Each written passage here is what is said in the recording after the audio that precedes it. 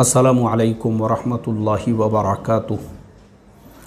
मोहतरम भाइयों, बुज़ुर्गों, दोस्तों, आर्यन ख़ान की गिरफ़्तारी के बाद बहुत सारी चीज़ें जो खुलकर सामने आई है। सबसे पहली चीज़ तो ये आई है कि ख़ुद एनसीबी ने कोर्ट के अंदर ये कहा है आर्यन ख़ान के पास में कोई ड्रग्स नहीं मिले। आर्यन ख़ान ने ड्रग्स का कोई कंजम्पशन भी नहीं किया था, इसलिए कि उनकी जो मेडिकल लेबोरेटरी जांच की गई उसमें ये चीज़ क्लियर हो चुकी है। जब आर्यन ख़ान ने ड्रग्स का कंजम्पशन नहीं किया, जब आर्यन ख़ान के पास में ड्रग्स नहीं मिली, तो फिर आर्यन ख़ान को ही गिरफ़्तार क्यों किया गया? तो बोले उसकी जो व्हाट्सअप चैट है उसके अंदर कुछ कोड वर्ड्स थे। बड़े अफसोस के साथ मुझे कहना पड़ रहा है कि आर्यन ख़ान ने ना कभी अपनी ज़ुबान से ये कहा, ना इसका इकरार किया, ना मेडिकल जांच में उसके पास ड्रग्स मिली, ना ही जो है उसके पास कोई ड्रग्स पाई गई। उसके बावजूद भी उसको गिरफ़्तार किया गया। बल्कि उसके कंपैरिजन में अगर आप देखोगे तो बहुत सारे बॉलीवुड स्टार्स आपको ऐसे मिलेंगे जिन्होंने अलल ऐलान ये कहा कि हम लोग जो है ड्रग्स का सेवन करते हैं। जैसे रणबीर कपूर, उन्होंने अलल ऐलान एक मरतबा एक इंटरव्यू में कहा कि हाँ, मैं ड्रग्स लेता हूँ और मुझे बड़ी तकलीफ़ हुई या बड़ी मेहनत और मशक्क़त करना पड़ी उस आदत को छुड़ाने के लिए। ऐसे ही और भी बहुत सारे लोग हैं, जैसे भारती है, उसका हस्बैंड है, ऐसे भी बहुत सारे लोग हैं जिन लोगों ने अलल ऐलान ये ऐलान किया था कि वो लोग ड्रग्स लेते थे, लेकिन उनको कभी गिरफ़्तार नहीं किया गया। यानी रणबीर कपूर वगैरह को, भारती को, उसके हस्बैंड को गिरफ़्तार किया गया, उसी टाइम पे उनको बेल भी मिल गई।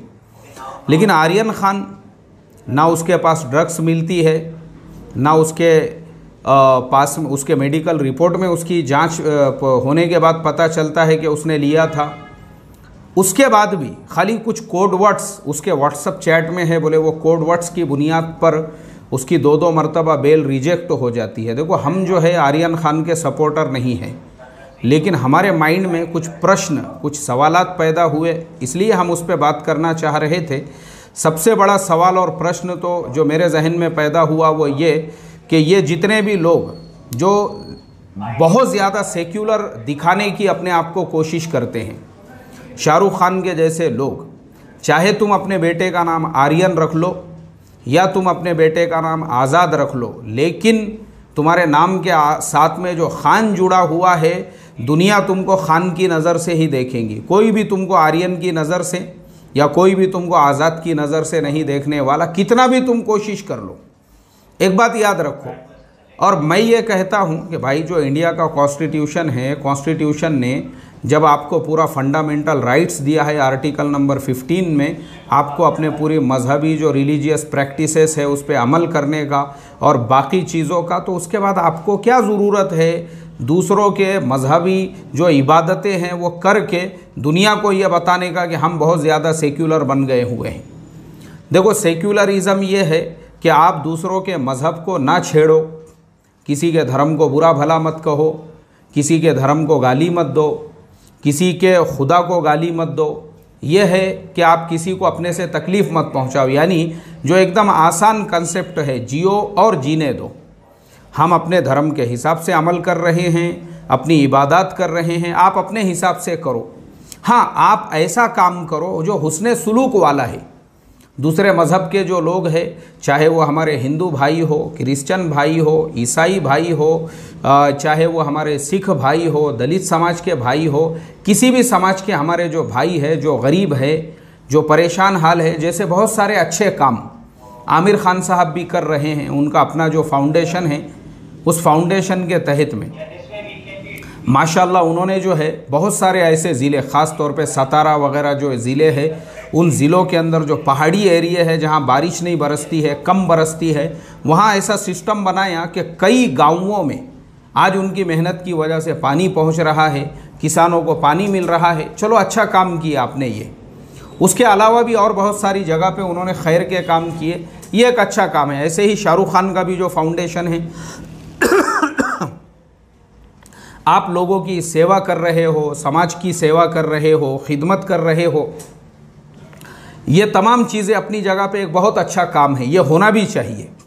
ऐसे ही सलमान खान साहब का जो बीइंग ह्यूमन, जिसके ज़रिए से वो बीमारों का इलाज कराते हैं, और लोगों का जो है लोगों की मदद करते हैं, स्कूल कॉलेजेस की फ़ीस वगैरह भरते हैं, ये सब काम बड़े अच्छे हैं।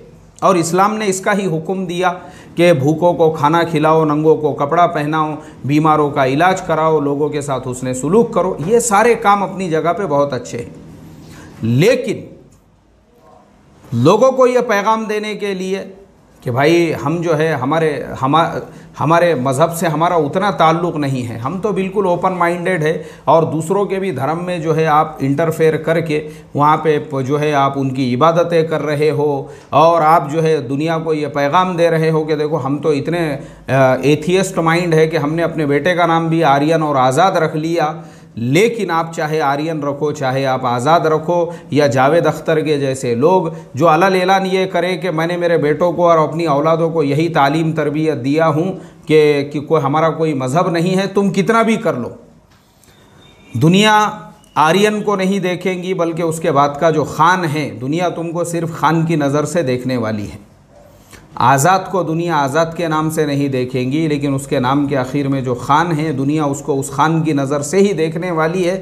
कितनी भी तुम जो है कोशिश कर लो ये चीज़ बावर कराने की, ये चीज़ बताने की, ये चीज़ दुनिया को दिखाने की कि तुम कितने बड़े एथियस्ट माइंड हो, कितने बड़े सेक्युलर हो, इससे कोई फ़र्क नहीं पड़ता। बल्कि फ़र्क इससे पड़ता है कि भाई आपके नाम के आखिर में जो खान है, बस वो काफ़ी है दुनिया को ये बताने के लिए कि तुम ज़ुबान से क्या बोलते हो उससे कोई मतलब नहीं है। इसीलिए ये सारी चीज़ें सिर्फ इसलिए है कि तुम सिर्फ दुनिया के अंदर लोगों को ये पैगाम देना चाहते हो और अपनी एक पोजीशन को बाकी रखना चाहते हो, अपनी दुनिया के माल को, दौलत को, चीज़ों को। कोई फ़ायदा नहीं है उससे। एक बात याद रखो, आपको भारत के कॉन्स्टिट्यूशन ने फ्रीडम दिया है, आप अपने मज़हब की प्रैक्टिस, आपको ज़रूरत ही नहीं है अपने आप को एथियस्ट बोलने की, आपको ज़रूरत ही नहीं है दूसरे मज़हबों की इबादतें वगैरह करा के उसकी तस्वीरें सोशल मीडिया। अरे तुम्हारे मज़हब के ऊपर अमल करो ना भाई, अमल करो और दूसरों के साथ हुस्ने सुलूक करो। दूसरों को कुएँ खोद कर दो, उनके एरिया में बोर लगा कर दो, पानी का इंतज़ाम करो, बीमारों की सेवा, ये अच्छे काम हैं। लेकिन तुमको ये ज़रूरत ही नहीं है ना दूसरे के मजहबी इबादत के ऊपर अमल करके क्या पैगाम देना चाह रहे। कितना भी कर लो तुम्हारे नाम के साथ में जो खान जुड़ा हुआ है उसकी वजह से तुम टारगेट बनने ही वाले हो। अल्लाह यही समझ हर मुसलमान को दे और हर मुसलमान को ये अक़ल सलीम अता फ़रमाए कि समाज सेवा में और दूसरों के मज़हब की इबादतों में, यानी जो शिरकिया आमाल है उसके बीच में क्या फ़र्क है। सेवा करना एक अलग चीज़ है और इबादतें करना अलग चीज़ है। तो जो इबादत वाला रास्ता है किसी भी ईमान वाले को उसको इख्तियार करने की ज़रूरत ही नहीं है।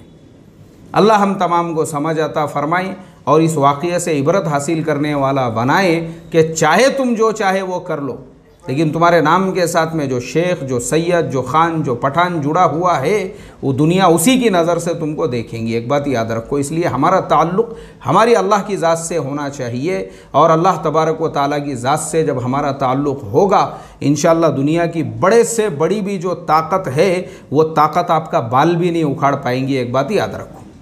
अल्लाह हम तमाम को हमारे इस मैसेज और पैगाम को समझने की तौफ़ीक़ अता फ़रमाई। अस्सलामु अलैकुम व रहमतुल्लाहि व बरकातुहू।